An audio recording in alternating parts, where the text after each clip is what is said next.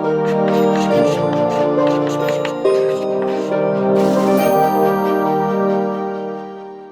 Friends, अपना जो chapter हम लोग कंटिन्यू कर रहे थे उसी को बढ़ाते हैं। 4th चैप्टर हमारा चल रहा है जिसमें हम लोग बात कर रहे थे सेवानिवृत्ति या मृत्यु हो जाने पर किस तरह से एडजस्टमेंट करेंगे, उसकी बात करेंगे इस वीडियो में। हमारा वही 4th चैप्टर है, साझेदार की सेवानिवृत्ति या मृत्यु पर साझेदारी फर्म का जो पुनर्गठन होता है उसकी बात है।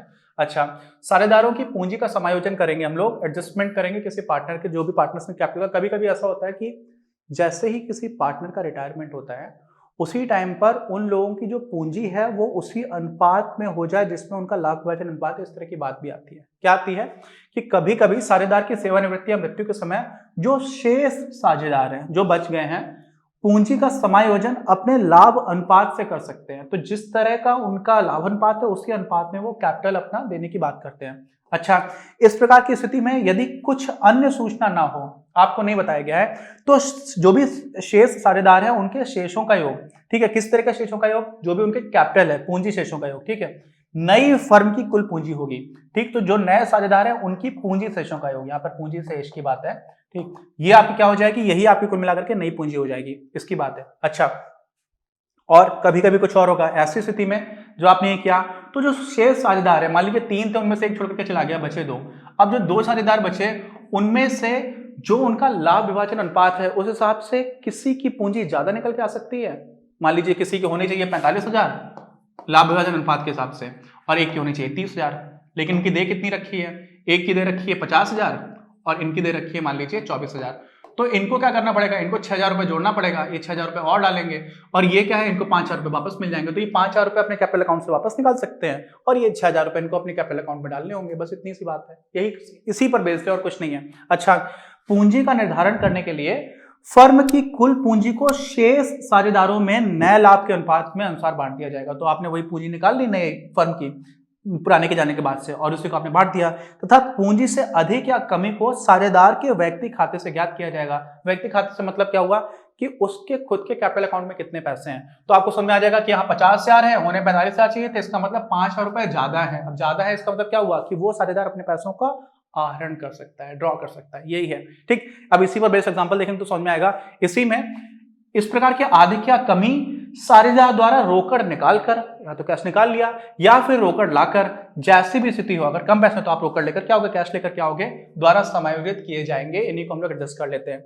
अच्छा, अधिक राशि का साझेदार द्वारा आहरण करने पर, जब आप पैसे निकाल रहे हो, आपके पास जितने होने चाहिए कैपिटल, आपकी पूंजी जितनी होनी चाहिए उससे ज्यादा है, तो आप क्या करोगे, आप पैसे निकाल लोगे। तो पैसे निकालोगे तो क्या होगा, आपकी पूंजी हो जाएगी कम।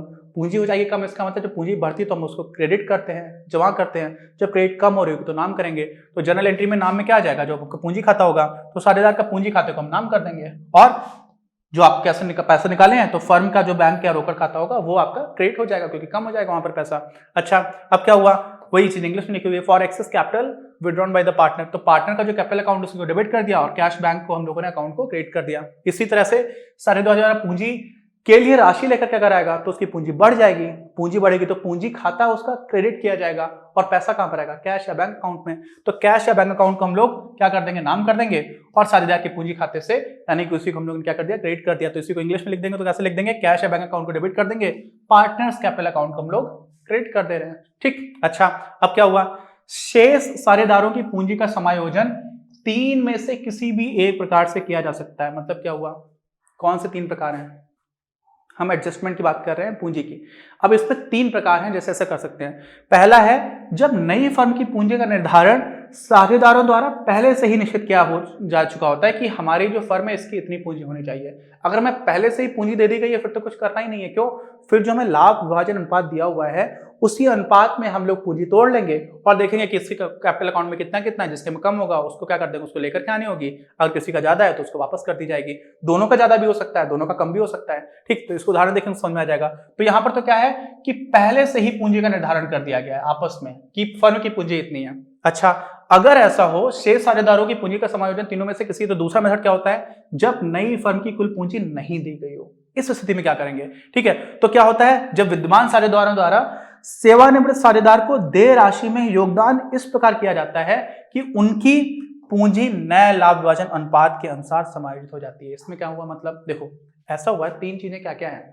पहले वाले केस में तो आपको पहले से बता दिया गया है कि भाई फर्म की पूंजी इतनी है, ठीक है। जैसे मान लीजिए उदाहरण है, मान लीजिए फर्म की पूंजी है आपकी 1 लाख रुपए और जो 2 साझेदार हैं उनके बीच में क्या है 6:4 यानी कि 3:2 लिख लो। इस तरह का इनका अनुपात है लाभ विभाजन का, और इन्होंने बोला कि हमने लाभ विभाजन के अनुपात से ही अनुपात में ही हम पूंजी लगाएंगे।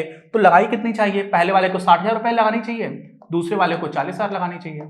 ठीक, आगे बात समझ में। अब ये समझ लो ये 40,000 ये जो 60,000 लगाया जाना चाहिए, हो सकता है कि इनके पास पहले से 65,000 रुपए पड़ा हो और इनके में मान लीजिए 38,000 रुपए पड़ा है, तो हो सकता है कि ये इनको 2,000 रुपए लाना पड़ेगा और इनको 5,000 रुपए मिल जाएगा। यही बात तो है। तो ये चीज हो गई। दूसरी वाली स्थिति में क्या दे रखा होता है कि हमें पूंजी दी नहीं जाती है। अच्छा, और जो तीसरी स्थिति आती है, जब दी नहीं जाती है तो क्या करते हैं, उसको हम लोग भी एग्जांपल करेंगे तो आपको समझ में आ जाएगा। तीसरी स्थिति में क्या है कि हम जो लोग एग्जिस्टिंग पार्टनर्स बच रहे हैं किसी के रिटायरमेंट हो जाने के बाद, वो लोग अपनी अपनी पूंजी से इस तरह का हिस्सा देते हैं जाने वाले को कि उनकी पूंजी अपने आप ही इस तरह से एडजस्ट हो जाए जो उनका लाभ विभाजन अनुपात है। इसको भी उदाहरण देकर के समझेंगे। ठीक है, तो सबसे पहले जो हमारा सबसे पहला एग्जांपल था उसी को देख लेते हैं। जब नई फर्म की पूंजी का निर्धारण साझेदारों द्वारा पहले से ही निश्चित है, पहले से ही फिक्स्ड है कि कितनी पूंजी है, तो ये तो बहुत ही सिंपल हो जाता है। जैसे मान लीजिए मोहित है, नीरज है और सोहन है, ठीक, फर्म में साझेदार है, अपने लाभ का विभाजन 2:1:1 में करते हैं।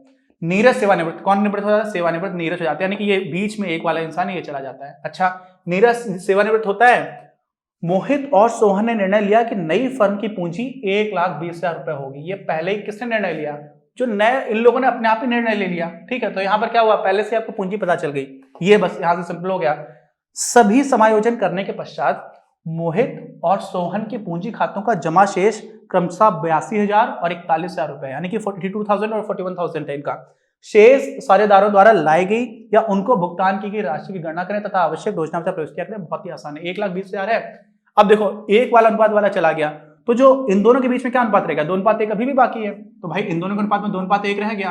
इन्होंने पूंजी कितनी बताई, 1,20,000, तो 1,20,000 को जब आप कैसे तोड़ोगे, 2:1 में तोड़ोगे तो एक तरफ 80,000 आ जाएगा, एकदम सिंपल है, एक तरफ 40,000 आ जाएगा। अब 40,000 की जगह इनके पास कितना है, 41,000, तो इनको 1,000 रुपए मिल जाएगा। इनके पास कितना है, 82,000, 80,000 की जगह तो इनको 2,000 रुपए मिल जाएंगे। बस यही होगा। तो क्या हो जाएगा, नए अनुपात के आधार पर जो नई पूंजी आई है उसमें 80,000 रुपए किसका है, जो होना चाहिए इनका, और इनका 40,000 होना चाहिए। लेकिन इनके पास है कितना, वर्तमान पूंजी कितनी है, 82,000 रुपए, और इनकी कितनी है, 41,000 रुपए। तो होगा क्या, इनको 2,000 रुपए मिल जाएगा। ठीक है, ये क्या हो जाएगा, भुगतान होगा यहाँ पर। ठीक है, इनको भुगतान हो रहा होगा, रोकड़ लाना नहीं पड़ेगा, इनको भुगतान हो जाएगा, क्योंकि इनके 2,000 रुपए ज्यादा थे और इनको भी क्या हो जाएगा, 1,000 रुपए का भुगतान होगा। दोनों को पैसे मिल जाएंगे, क्यों, जितनी होनी चाहिए उससे ज्यादा इनकी पूंजी है। ठीक, इसी में रोजाना प्रविष्टि करेंगे तो कुछ बहुत ही आसान है, जो मैंने आपको स्टार्टिंग में बताया था। इसमें क्या है, आपकी रोजाना प्रविष्टि में मोहित का पूंजी खाता, दोनों ही पैसे निकालेंगे तो दोनों के ही जो कैपिटल अकाउंट होंगे वो डेबिट हो जाएंगे। तो दोनों के ही पूंजी खाते को आपने क्या कर दिया, नाम कर दिया, एक को 2,000 से, एक को 1,000 से, और दोनों का जो टोटल था बैंक से फर्म ने पैसा दोनों को 3,000 रुपए ट्रांसफर कर दिया। तो हमारा ये आराम से समझ में आ गया। पहली कंडीशन हम लोग ने देख ली। अभी दूसरी और तीसरी कंडीशन में क्या क्या करेंगे ये हम लोग अपने अगले वीडियो में देखेंगे, जिससे हमें क्लैरिटी मिलेगी कि अलग अलग तरह की स्थितियों में हम लोग किस तरह से किसी साझेदार के चले जाने पर जो बाकी के साझेदार हैं उनके बीच में किस तरह से एडजस्टमेंट करते हैं। ठीक, अच्छा हो गया हमारा वीडियो। मिलते हैं अगले वीडियो में। कोई डाउट हो तो प्लीज कमेंट बॉक्स में लिखकर बताइएगा। नया वीडियो अगला वीडियो देखेंगे तो आपको पूरा कॉन्सेप्ट ये समझ में आ जाएगा। और बाकी पुराने वीडियोस को देख करके थर्ड चैप्टर अगर आपने ठीक से देखा हुआ है तो ये सारी चीजें भी आपको अब खिलौना लग रही होगी, क्योंकि बहुत सारे रेपिटेशन है।